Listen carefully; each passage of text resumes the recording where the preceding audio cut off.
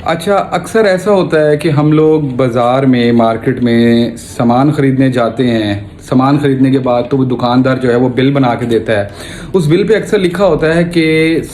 ये जो ख़रीदा हुआ सामान ये काबिल वापसी ना होगा। तो अगर ऐसी सूरत में वो काबिल वापसी नहीं है और वो जो कंज्यूमर यानी कि आप वो सामान घर ले आए हैं और बाद में उस सामान में कोई नुक्स निकल आता है, तो इसका क्या मतलब है कि अब वो सामान वापस ही नहीं होगा? तो मैं आपको बताता चलूं कि बेशक उस बिल पर लिखा हुआ है कि सामान काबिल वापसी नहीं है, तब भी अगर उस सामान में नुक्स निकल आया है तो ऐसी सूरत में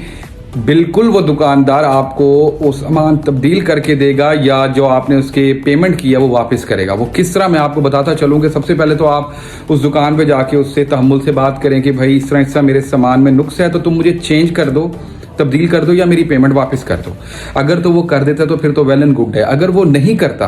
तो आप चुप करके वापस आ जाएं और अपने किसी वकील साहब से रब्ता करें और वकील साहब के थ्रू आप उस दुकानदार को एक लीगल नोटिस भिजवाएं। अब वो लीगल नोटिस जब आपने भिजवा दिया, अगर वो दुकानदार उस लीगल नोटिस भिजवाने के बाद आपसे रब्ता नहीं करता तो ऐसी सूरत में उस लीगल नोटिस के 15 दिन गुजर जाने के बाद आप उस दुकानदार पे अपने वकील साहब के थ्रू कंज्यूमर कोर्ट में दावा दायर कर सकते हैं। कंज्यूमर कोर्ट्स हमारी हैं इसलिए कि किसी प्रोडक्ट में कोई फॉल्ट आ जाए तो हम कंज्यूमर कोर्ट में दावा दायर करते हैं और उस अदालत में, कंज्यूमर कोर्ट में हम ये प्रूव कर दें कि हाँ जी ये सामान जो हमने लिया है दुकानदार ने नुक्सशुदा दिया, तो ऐसी सूरत में वो दुकानदार कोर्ट ऑर्डर करेगी कि वो पेमेंट वापस करे, तब्दील करके दे, या और उसके साथ साथ जो आपको जहनी कोफ्त हुई, आना जाना हुआ, उसका हर्जाना भी कंज्यूमर कोर्ट उस दुकानदार के खिलाफ डिग्री कर सकती है।